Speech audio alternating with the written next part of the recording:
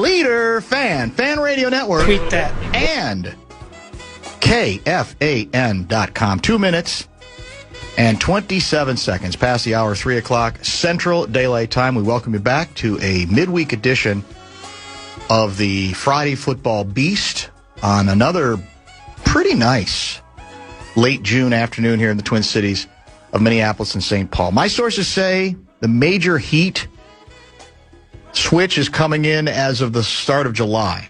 I don't know if that's true. I actually don't. I try not to concentrate on long-term forecasts for reasons that should be obvious by this point. It's wind. It just blows all over the place. Nobody can predict it. The stories a stadium can tell. I think it's coming. So we might as well enjoy this still relatively. I mean, it's warmer today, but still doesn't feel like summer swelter, right? We haven't got to the summer swelter period. Are you working Sunday? You are, right? Yes. You might want to keep the windows rolled down when you park the car. Really? Because it will be a high of 92 on Sunday. 92, you say? Maybe I'll text you Sunday morning and say, remember, well, I don't know which water you get now. Maybe I should drive. Should I drive the convertible? Maybe. Yeah, maybe. Yeah, keep the top down, but make sure you're hydrated. Okay, I'm good at that. And try to be. 92 is when it hits. 96 on Monday. Yeah, I thought it was coming in early next week, so I'll keep an eye on that. Guardsy produces the show. I am a former sports columnist for the Star Tribune. My name is Dan Barreiro, former ink-stained wretch as well at the Dallas Morning News, where I was not fired for wearing Bermuda shorts, despite the legend that continues to this day. Before that, Atlanta Journal-Constitution. Before that, Louisville Courier-Journal. Technically Louisville Times, which was the afternoon paper. That paper no longer exists. Atlanta Journal no longer exists. And I don't even know how many of the papers I used to work at print anymore, because there are major metropolitan newspapers that are still available online, but some of them are no longer available via print. I wonder how many in our audience, if I mention something called a newspaper machine, if they'd even understand what I mean by that. And that's probably not even the accurate term for it. What's the proper term? Once upon a time, you could get a nice breakfast at Perkins. Oh, yeah. I'm not sure you can get that same breakfast at Perkins anymore that's quite as good, but that's another story for another day. And then you had your ham and cheese omelet. Yes, with the side of pancakes. Hash browns extra well done. Yep. Side of pancakes, large orange juice, and a coffee. And is this heaven? You're leaving, and you say, hey, grab the newspaper. And there'd be like this machine. What do you call it? Where like a dispenser? A dispensary of some sort where you'd put in, you had to have, unfortunately, the proper coins. Yep. So let's say it's 50 cents. You put in 2 quarters. You lift up the cover and you grab a Star Tribune, for example. Or, again, in other cities that had more than one newspaper, each one, like Los Angeles, there'd be one for the Los Angeles Times, there'd be one for the Los Angeles Herald Examiner, and that's how you could get the newspaper in a hurry if you wanted it. Those machines, whatever you want to call them, dispensers, I don't even know what they would be called, the proper term for them. Yep. They are a thing of the past. You know where you can occasionally see them show up when you rent or watch an older film, where there may be, scenery of a downtown, any location, doesn't even have to be a downtown location, any location, near a store, near a restaurant. Yep. And you'd have, in some cases, a lineup in bigger cities, a lineup of these machines. In New York, for example, there'd be one for the New York Times, there'd be one for the New York Post, there'd be one for the New York Daily News, correct? I don't think any of those machines exist any longer, do they? So I've seen the machines by where one of my kids has one of their sports. There's a Star Tribune office. I don't know what they do there. Really? I don't know what happens there. I've never really seen anybody there. Okay. They have a Star Tribune dispensary right outside. They have a box there, same way? Yes. Okay. And there's a Pioneer Press one right next to it. Ah, so they do exist in some locations. Those exist. Here's the rub. I've never seen a paper in it. So I'll drop my kid off, and then it's an hour-long thing. So I'll usually just walk around. It's in Edina down in Industrial Boulevard area. And I have yet to see a newspaper in it, but I certainly know what it is because everything you just described, you've seen, except for the papers. Well, just that whole aesthetic, the whole vibe, aesthetic, the Perkins, the Tremendous 12, the paper. Back when you had the ashtrays in there, I'd throw a pack of Marlboro Lights on there, too, and you are describing literally like my perfect morning. Yeah. All down to the quarters to get the paper. Well, I will say this. This is going to sound very odd, but because over many, many years, traveling as much as I did, and many, many swings and misses at actually getting the damn thing to open, even after I put the right amount of money in, where it stays locked, and I can't get to the paper, the sound of that door sliding up and open was like music. When it worked, was like music to my ears. I'm going to get it. I'm going to get the paper. I'm actually going to get what I paid to get. It's like with vending machines. That happens to people all the time, right? Where you put in the right money, you push the button, it's supposed to slide forward and out, and it gets caught, it gets stuck, or it doesn't slide out at all, and you don't get your potato chips. You don't get your baked Ruffles. Don't get your bugles. That's very, very true, Davey. I don't know how we ended up here, but that's where we are. Very busy program today. Will include Kessler earlier than usual. He's joining us at 3:30 because apparently he's got is the concert tonight? Obviously it must be. That's why he's in early. Yes, Grand Casino Arena. So he's going to see what's left of Earth, Wind, and Fire. Right. It's interesting timing because I think we've talked about it, a very good documentary out, I think it's HBO, on the history of the group. And the ups and downs, very honest, open, in which our guy Jimmy Jam, by the way, is interviewed, among others. And so I don't want to say Earth, Wind, Fire is hot right now, but there's been a lot of conversation about the group because of that documentary, which attempts to sort of chronicle their history. I'll give you an example of how effective Earth, Wind, and Fire was at moving people in my college heyday, for example. The only time I've known, Rick Bozich since basically probably 1974, 75. And in all of that time, so you do the math on that, that's over 50 years, I have only seen him attempt to dance, as in a one-man dance, once, in a towel. And it was at the apartment that I rented. He was staying there because he decided to come back to pursue grad school before I did. And as he's dancing to an Earth, Wind, and Fire song, because we're going to see them that night. Assembly Hall? No, I think this might have been Indianapolis. He remembers it as Indianapolis. I don't recall for sure. It's one or the other. There. Yeah, well, that's true. The curtains are open, and there's somebody walking by, and they're just cracking up because they get a glimpse of Bozich just in a towel. Pull up your drawers. Pull up your drawers, my man. Dancing to, I don't remember what the song was. It might have been Can't Hide Love. I don't think it was Shining Star, one of their hits. That's a good one to But that's the only time I've ever seen, as long as I've known him, Rick Bozich be like open up enough to where he might actually consider dancing. And Earth, Wind, and Fire is the group that opened up the door. He doesn't seem like a dancer. Will Kessler dance tonight? Oh, of course. You think he will? Of course. Can I ask a quick acronym question as well? Mm-hmm. Kessler texted me today, first of all, GM, which I assume is for good morning. I'm like, I didn't even, he texted you with that? Yeah. Okay, GM? GM, good morning. I know, we're happy for him. He said, reminder, I have EWF tonight, blah, blah, blah, blah, blah. And I'm sitting there, I'm going, is that like an EKG? Is he going to Mayo Clinic? What is he doing? He assumed you would know it. Well, yeah, I think we're a little presumptuous with Earth, Wind, and Fire getting their own acronym for a text to a friend. Like, I think he should have spelled it out. Well, put it this way.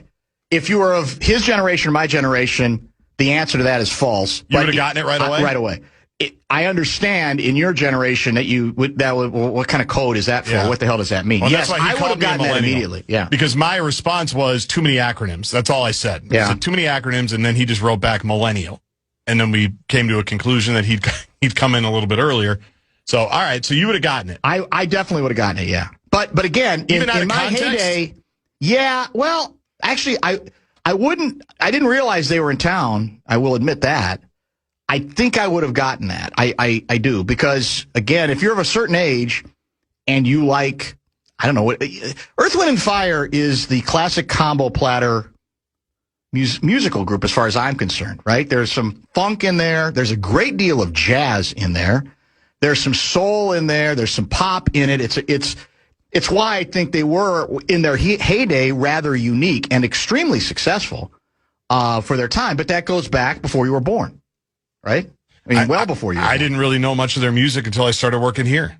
First for the project and then for you. Yeah, and unfortunately, we don't play any of that anymore. Like today would be a good day to play a couple of underrated Earth, Wind & Fire songs. It would have worked. But then you got to mess with it on the podcast, right? Isn't that the issue? Yeah, if you want to play a couple, just let me know. Maybe during Kessler we'll play a couple. I'm fine. You might do it? Yeah, I can edit a few out. All right, today. I did have a point here. What did I say at the start of the show? That we are indeed your Say It Isn't So leader. I'm going to get to that, at least try to start that conversation. We might actually continue some of it with Special K, Pat Kessler. And speaking of World Cup, we also are joined. When's the last time? It's been a while, I think. I'm trying to think when the last time is that we might have had on Adam Minter. Several months at least. Got to be 6 months. It's been a while, yeah. And he writes for Bloomberg. He's one of us. We've had him on. He's an author. We've had him on about a bunch of different subjects. These days he writes a lot about sports for that publication, that website. And he's got some interesting things to say about an alleged soccer World Cup controversy that we have not covered on this program. We'll get to some other, maybe a couple of other things with him. He is scheduled for 5:02. Yes. That's correct? Exactly. Correct? All right. And maybe we'll do the 5:20 sports fix. Back with why, indeed, I started the program with Say It Isn't So. That's next. You're listening to Barreiro on the Fan. From the 1-800-ASK-GARY Traffic Center. This report is sponsored. Texts and tweets regarding the newspaper machine subject that we kind of blundered into. I intend to save several of them for Kessler, because Kessler, again, is a man of a certain age. Yeah. And so he, too, can relate to those machines. And he collects newspapers. And he knows what EWF stands for as well. Yes, he does. Unlike the producer of the program. So we'll get into all that with Kessler in earlier than usual. Say it isn't so. Is it possible? Is it almost a certainty that tanking is about to come to the beautiful game in the World Cup? Oh, I bet it is, yeah. It sounds as if there's a very good chance. I guess you put this under with the new format, you expand to 48, you're across 12 groups, and so now to get to the next round of 32, you get first and second place squads advance in each of I guess, of those groups. Then, though, to fill out the rest of the scorecard for the 32, it's the 8 best third-place teams, right? That's how you get to the math that works at 32. But what we're told here is it is created, it's unintended, but maybe inevitable on the basis of the way this thing just has happened to shake out. It may well lead to, on Saturday, 2 teams playing each other, and neither of them have any desire whatsoever to win. There is actually incentive for them to not win. Here's the background. This apparently is the problematic nature of Group J. You familiar with Group J in the World Cup? Not really, but go ahead. Argentina is already number one. They've already clinched the top spot. No particular surprise there, right? So Saturday, the runner-up will be determined by Saturday's outcome. That matches 2 countries that don't like one another, Austria and Algeria, in Kansas City, Missouri. A soccer hotbed, by the way. They love their soccer. They do. I keep seeing, I think, the ratings in terms of, cities in that Kansas, nobody tops Kansas City when it comes to World Cup ratings so far. I don't know why that is, but maybe Lavelle can explain that to us later in the week. So, in this situation, the second place finisher in Group J, okay, whoever, in other words, wins that game, goes into the round of 32 and faces the winner of Group H. You know who the winner of Group H is likely to be?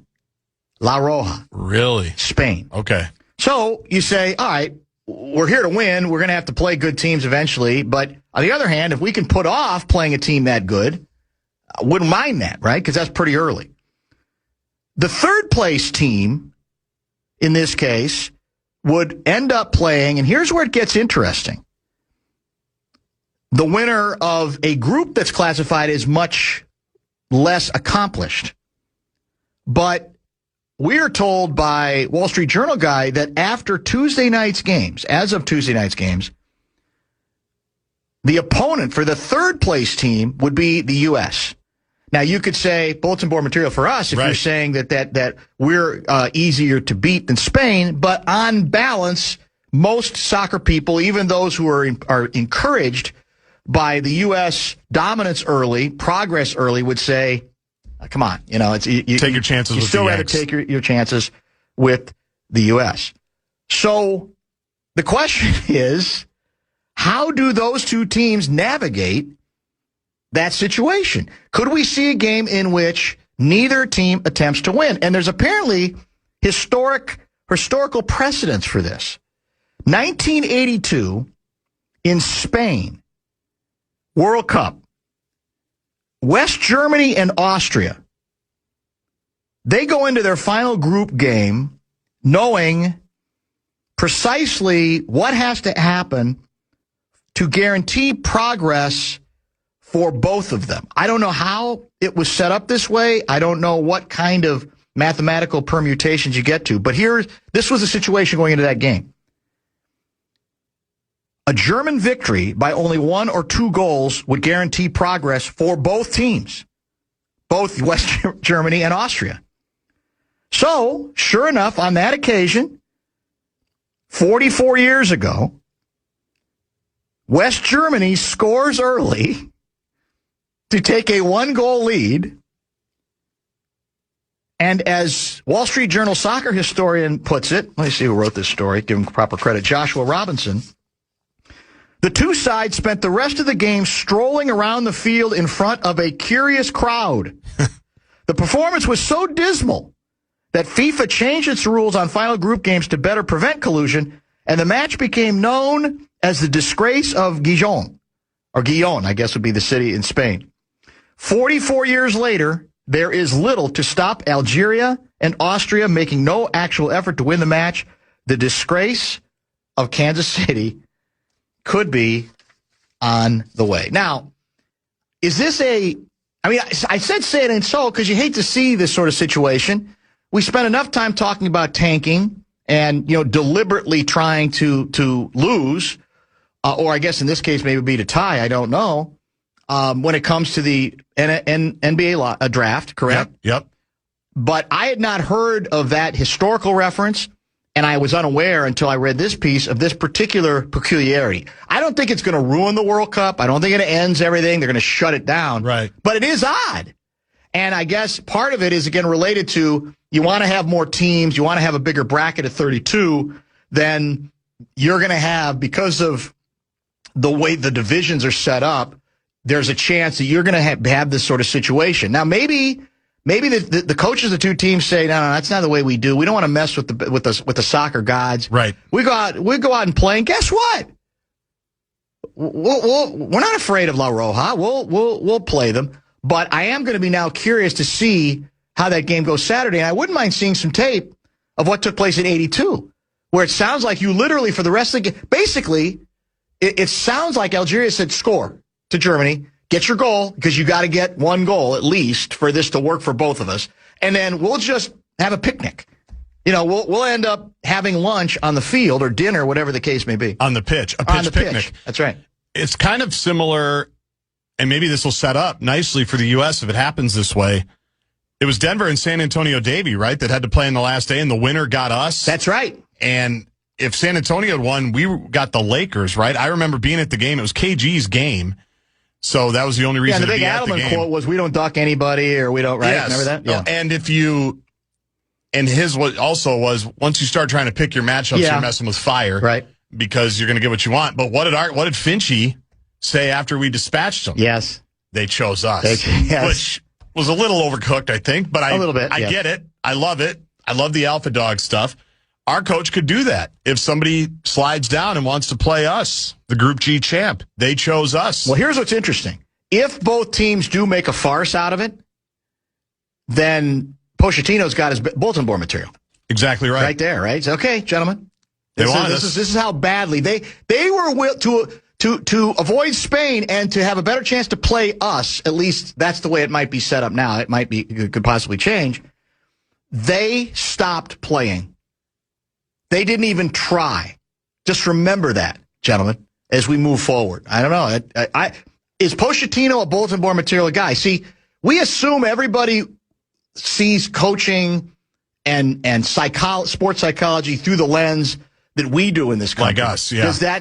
Do all those same rules apply to the game of soccer in general? I bet they do. And B, to international coaches who say, "Well, what are you talking? We don't do that kind. We don't need that kind of stuff." No, I don't know. I bet they do, because the passion is the passion, the pettiness is the pettiness. I think all great athletes and great coaches are somewhat wired the same. So I bet that brings us together as a world. Today's show is already off to a better start than yesterday. I didn't have to hear you say meat wall 17 times in the first 10 minutes. Was that yesterday or Monday? That was a couple days ago. I think meat wall was Monday. And Kessler's coming up. Who knows what he's going to say? Yeah, meat wall he will grab onto the meat wall thing. Yeah. There's no question about that. Dan, is there any way you could broadcast from Arrowhead tomorrow? The Orange Bus will be leading the Orange Army on their march to a win for the Netherlands in the World Cup. Probably not a way to broadcast from there, but now, you know what? I do now suffer from FOMO that we're not one of the venues. So we don't have it? And I might even be willing to give the World Cup, go belly up and give the World Cup whatever they wanted. Really? And we wouldn't have to give them an assurance of doming the stadium because our stadium's already domed. It is. Right? And it feels like you're outside, And it feels like you're outside. because of the glass. Yeah, I mean, think about it. Maybe we could have broadcast from a game or from outside the arena. Well, probably not with the World Cup rules. Yeah, we'd be at the Loon. Yeah. But down that's the light okay. rail. It'd be great. I mean, I would have loved it. Every day there's another video of a group of fans from, one of the countries participating where you go, how do they have this many people? The last one I saw was Scotland fans. I go, where are all these people coming from? And they are all congregating. They're all finding a way to get to where they need to get to make it seem like the whole country is been taken over with Scots. It's the best. It's tremendous is what it is. We need more of it. Bottom of the hour pause, and we'll get to some of the newspaper machine texts that have come in, including a series of confessions. There's some people who want to come clean as to how they abused the newspaper machine system. I think you can imagine what that would be. I can. And I will admit to you, from time to time over the decades, not here necessarily, not just here, but elsewhere, Dallas, where I might too have occasionally violated that rule that you grab only one newspaper from the dispenser. I hope the statute of limitations have run out. Otherwise, I could be in trouble. Bumper to Bumper with Dan Barreiro on The Fan. Our iHeartRadio Music Festival. Pro-America or anti-America? At Kessler. Because people have got to know whether or not their president's a crook. Well, I'm not a crook. I can't trust Obama. He's an Arab. At Kessler. Tear down this wall. I did nothing wrong at the Minneapolis airport. Senator, you're no Jack Kennedy. At Kessler. And now, to help Dan break down all the tough questions in politics. I traveled all the way to Wisconsin. Political Wonk. I feel like a supermodel, except like times 10. It's Channel 4's At Kessler with Dan Barreiro on The Fan. I traveled all the way to Wisconsin. That's underrated. That's going to become an underrated soundbite. That's a callback from last week. Kessler is in earlier than usual. In the hoose. Because he is, well, I guess I still don't completely understand the reason. What are you talking about? You're not the first person to have to work the same day they go to a concert. True enough. So the idea that you got to what are you going to try to get to the concert site at like 5:30 or something? What's So here's the deal. I mean, you are very, very important to me. Guardsy, you are my life. Yeah. But my wife is more. Yeah, I understand that. I'm sorry, man. Yeah, that's it's fair. our In the anniversary. pecking order, happy anniversary. Yeah, I mean, so there you go. Yeah. And so, HA. But now, what is it about you? I mean, I'm writing like a report. I text like I do as a reporter. You know, I text people like really fast, and you just don't get it because you're a millennial. I work much slower than you. So again, for You're a those just millennial. joining, the text this morning to Guardsy was, Good morning. Good morning. GM, I got to get out of here early because I'm going to the EWF concert, correct? Yeah, correct. Guardsy said, what the hell is EWF? Oh, my God. And you didn't like that. You took that personally. Well, I don't like it, number one, that he's not culturally aware, because I admire you so much. Earth, Wind, and Fire is the Earth, group. Wind, and Fire. So yeah, but, you know, it takes me like 90 minutes to get here from St. Paul and 90 minutes back. So where's the concert venue? It's at Grand Casino Arena, and it's going to be fantastic. So it is just that takes, Hinckley? Yeah, I have to drive to Hinckley. Oh, I didn't Wouldn't know. that be great? Yeah. Wouldn't that be awesome? Yeah, so I just got to make sure I got to get. Isn't there a Grand Casino in Hinckley? I don't know. There is. Yeah. Yes. But I don't that's have to not know. the concert venue. No, it's a Grand Casino. And people confuse the that new arena. frequently right now. Yeah, downtown St. Paul, the Right. beautiful downtown You St. guys Paul will be in arena. a suite, I assume. No, heck no. No, I'm with On the floor? people on the floor, man. I'm not going to say I tried to get tickets and I couldn't.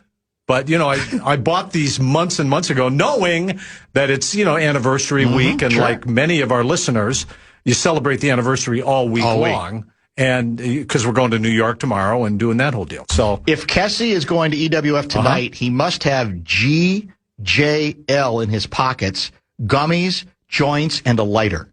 That's from Clayton. GJL. I mean, Gummies, I got that. Joints, and a lighter. This isn't Pink Floyd. How about a spliff? I'm just going to say this is not Pink Floyd, where I did get a contact high. Did you really? Seeing Roger Waters and How long ago perform was the that? wall. Back in the heyday? Yeah, not too long. No, not too long ago. You know, 4 or 5 years ago.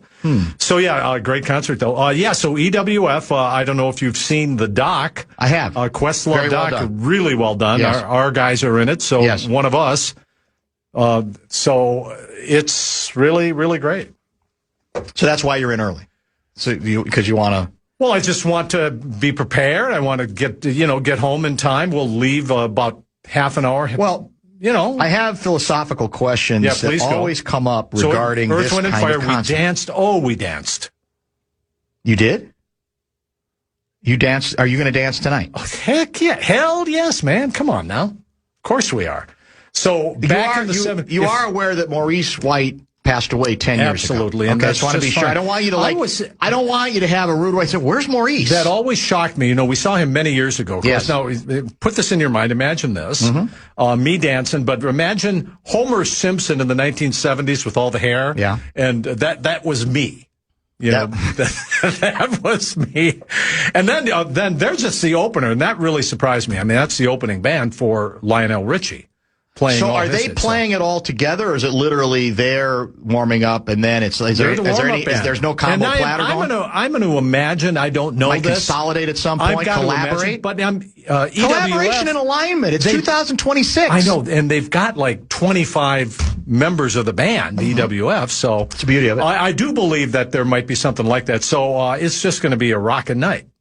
We have some EWF questions coming in. In addition, we were talking about, again, a relic of another era, because that's what EWF kind of is. No disrespect, because they were, they were in my wheelhouse back in the day. But I don't know if there's a name to call it, but I referred to them as newspaper machines. Oh. Outside, often restaurants. You mean the metal boxes? The metal boxes. The newspaper boxes, I guess. The box is a better way to put it. Newspaper rack, we called it? Yeah. The rack. What? That's what we called it. Nothing. That's what it's called. The rack. It's called a newspaper rack. Look it up, In any case, the deal was you put in, let's say if it's 50 cents, you put in 2 quarters, you slide up the panel, the front of the box, and then you grab a newspaper. Absolutely. That's how you could grab a newspaper on the fly. And I knew you could relate to it because once upon a time they were everywhere. And in big cities, you could have 10 of them lined up in a row because everybody, any self-respecting newspaper, you bet, including even like, well, didn't we have something called the Twin Cities Reader back in the day? We did. We had some of those. They had my friend boxes. David Carr worked there. Exactly. Yeah, they had boxes, and in some cases those were free back in the day. Mm-hmm. There were shoppers, the whole bit. Now, I don't know if you're, I want to give. Well, here in the Twin Cities, you could have the Minneapolis Tribune, the Minneapolis Star. I'm talking about lined up boxes. You could have the St. Paul Dispatch and the St. Paul Pioneer Press, and then you would have the New York Times, possibly the Wall Street Journal. But yeah, you could have 5, 6, 7 newspaper boxes, all these racks just right down the sidewalk, and put in your money, pull the thing back, boom, done. Do you remember Jeff Grayson, former sports broadcaster here? Absolutely do. So he was listening. He often is, which we appreciate.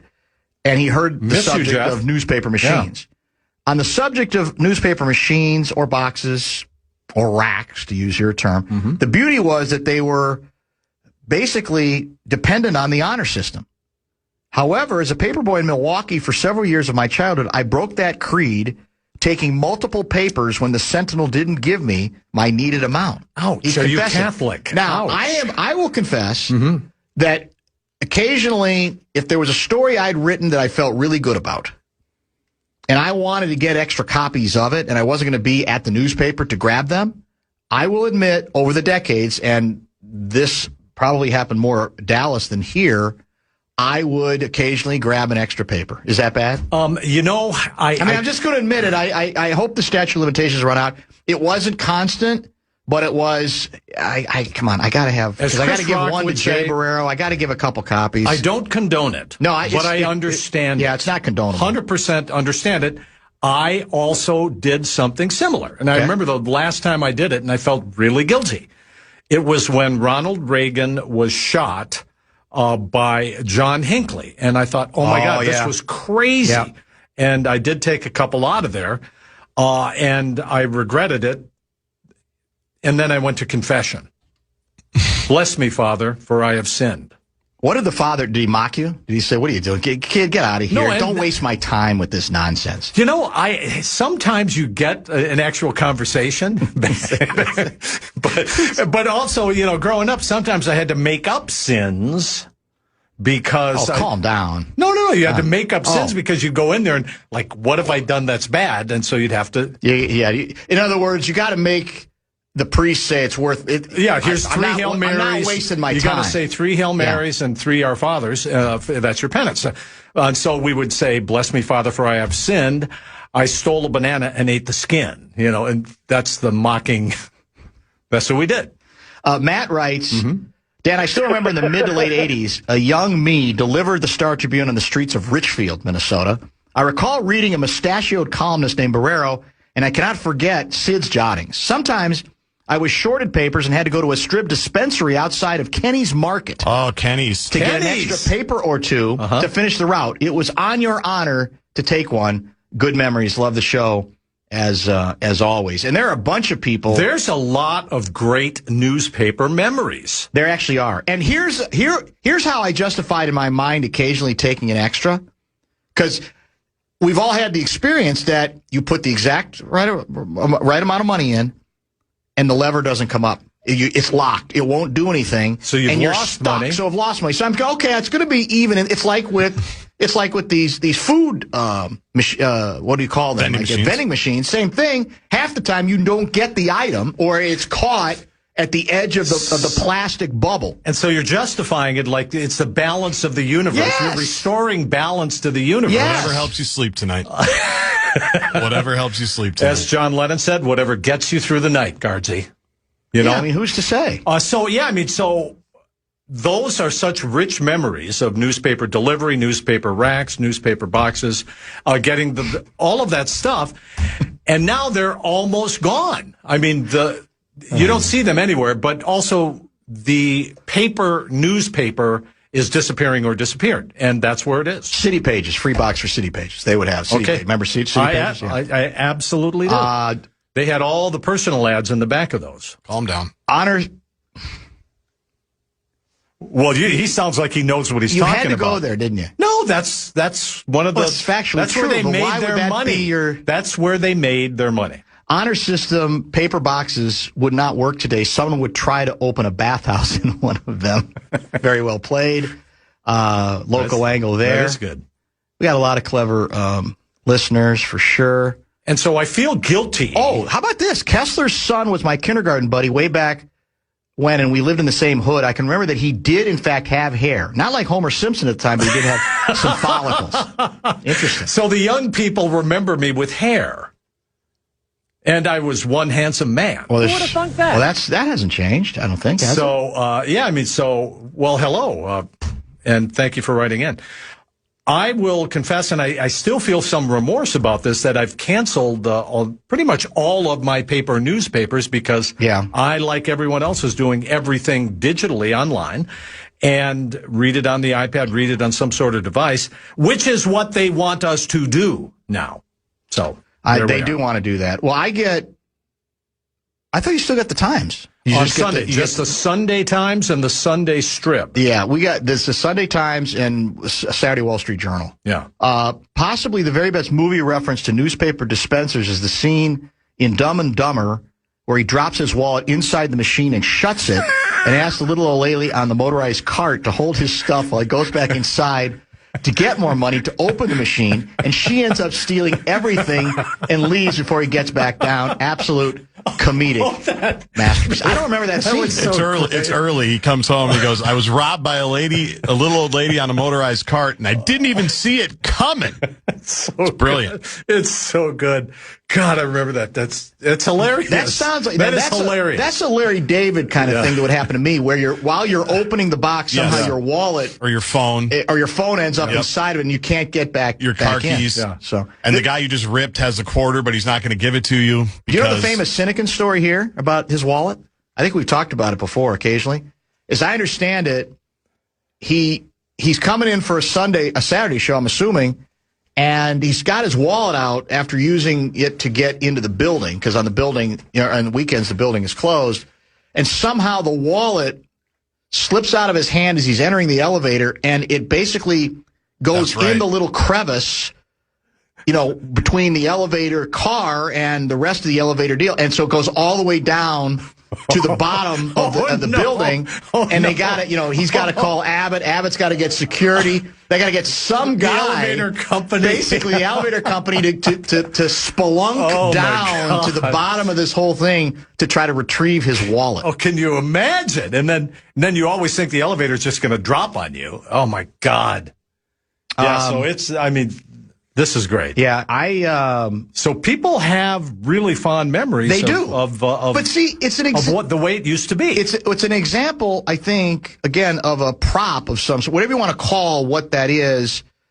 But it's just a thing, right? There's nothing sentimental about it necessarily, but we associate it in a sentimental way just because it seems to be of a piece. Like it's almost like a period piece now. Well, it absolutely is. And newspaper boxes took the place of the newsstand on the corner where you could, where one guy would sell 100 papers from all over the country. Newspaper stands, you're going to go to New York. Do they still exist in New York at all? I will investigate and report back. They do exist still in New York. Okay. Yep. And you can, and I know they do in Washington, in Union Station. You can get stuff in Washington like that. So it is still there. And the problem is, how up to date are they? And that's just one of the things. All these parts of our lives have disappeared. Period pieces like pay telephones that used to be on every corner. Yes. And those are items that we no longer use, no longer need. I go back longer require. Several years ago. It was actually when my uncle passed away. He was still living in Bloomington, Indiana, where I went to college, Indiana University. We go back for the funeral, and then we end up going to the Union, and I take a series of photos of the spot. These used to be like floor to ceiling little payphone rooms. So it wasn't just a payphone. Yeah. You literally could walk in, sit, close the little sliding door, get some privacy, and I would usually call my dad from one of these locations.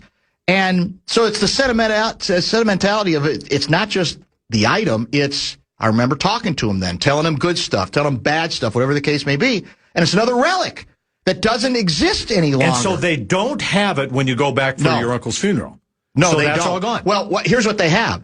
They have the outer doors, the unit's still there, but there's no phone inside of it. And presumably by now, I'm guessing they've probably taken the whole room up. Yeah. Yeah, that kind of thing. Well, at the Delta Club, where I spend a lot of time, well, they have those rooms where you go in, you can do your business, you can put up your, you do your laptop. What do you say, it's like a bathhouse situation? No! Oh, okay. It's a telephone situation. Okay. Wow, you just go there, don't you? Well, that's you. My memory was jogged by the cheap shot. Yeah. Yeah, so that's these are all relics, and I miss them, but in many ways we're doing a little This is better. another great reference. Holly Hunter's character in the opening scene of Broadcast News. We have all kinds of sound bites from that film in several of our opens.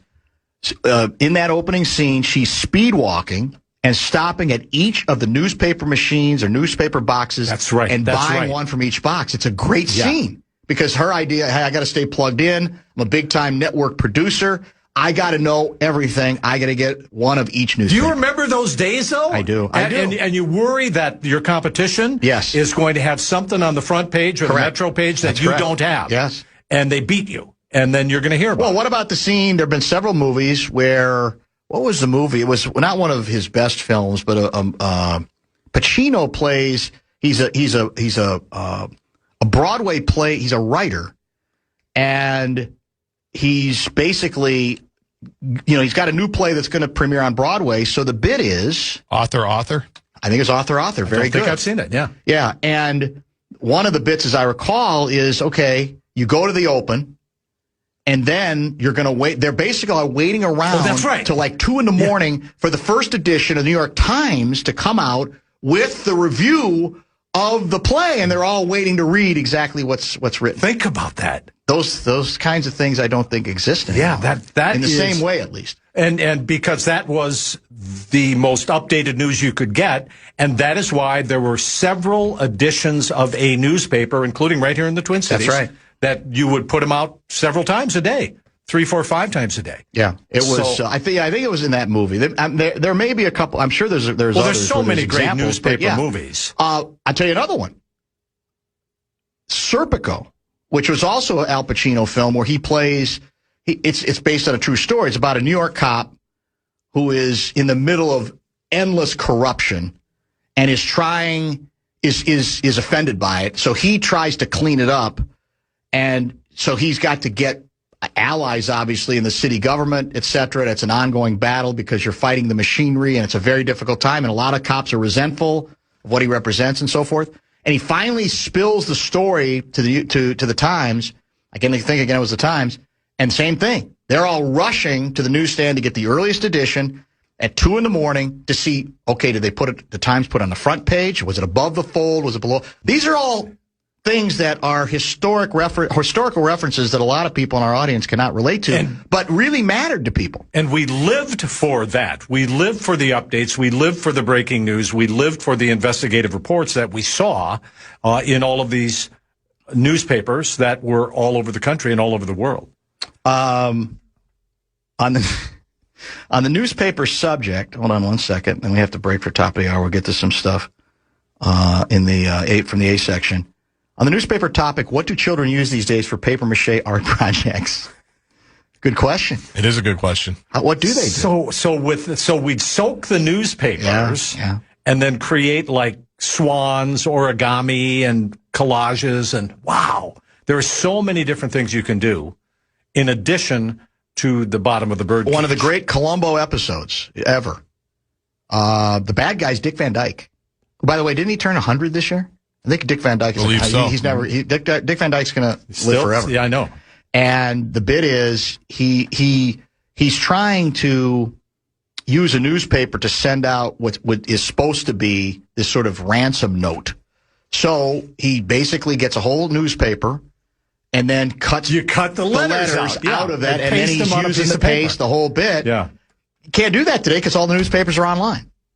How do you even find the newspapers so how are you going to do it? And by the way, he ended up, and Columbo caught him. Of course he did. Columbo got to him. And it had to do with the fact that Well, it's too complicated to get into, but let's just say it had to do with the newspaper clippings themselves, the mess that was left behind after you pieced that you together. could put together like another origami That's it. puzzle. So, yeah, I mean, it's pretty amazing. If you're shocked that Kessler's here this early, it's because he's going to see the EWF concert tonight. The EWF concert. Uh-oh. Is that a name dropping? Oh, I see. I thought I saw Hi, it. darling. I'm on the radio right now. Does she want to go on the air?